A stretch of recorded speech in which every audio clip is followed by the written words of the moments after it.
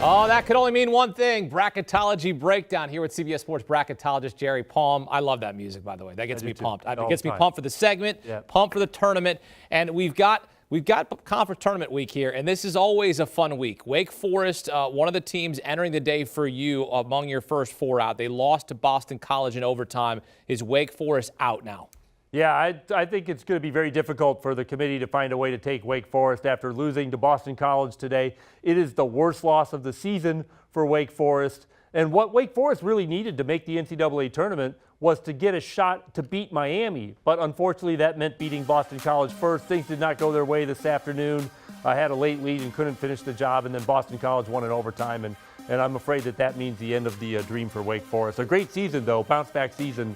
They had the Coach of the Year, the Player of the Year. Great season for Wake Forest in the ACC. Well, there are teams around the country, as you said on the Iron College Basketball podcast, sitting on their couches going, yes, Wake Forest lost. So who does this benefit the most? Well, probably BYU, because they're the one that really is sitting on their couch now because they're done playing in the West Coast Conference Tournament. So, BYU is out there rooting against just about everybody, which is probably not their nature. But here we are, trying to get into the NCAA tournament, and BYU is one of the teams that is benefiting from that, and there may have been another one even today. Yeah, Xavier on the bubble entering play today, taking on Butler. That game also goes to overtime as well. That was just some poor end-of-game execution of regulation and in overtime that you saw. Oh, yeah, it was unbelievable. I mean, Xavier had a lead late in the game. They missed 5 free throws in the last 35 seconds.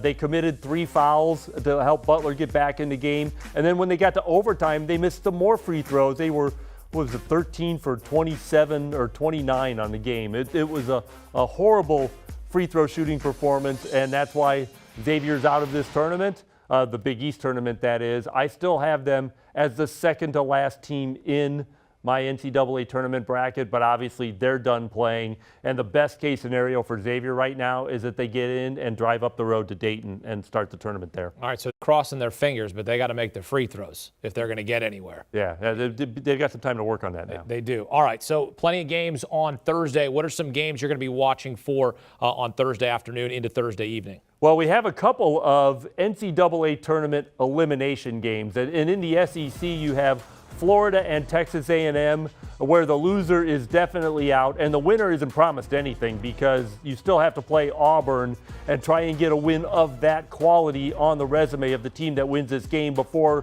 they really have a chance to get into the NCAA tournament. The other elimination game is Michigan and Indiana, where the loser is almost certainly out. Michigan might have a better chance of staying in, but probably not. Indiana definitely out. But then again, the winner, you get a chance to play Illinois, beat Illinois, and now you don't really have to worry much about Selection Sunday. And then in the Mountain West, Wyoming has struggled down the stretch of the season. They lost at New Mexico. They lost at UNLV in a stretch of 7 games where they lost 4.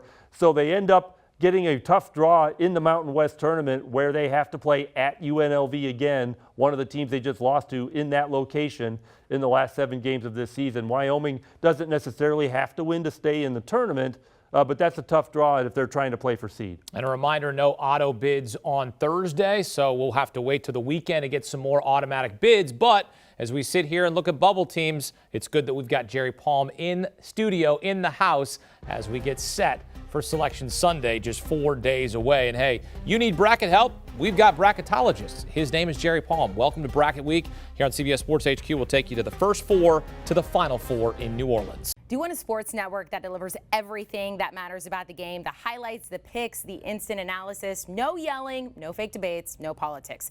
Hit the subscribe button and never miss a moment.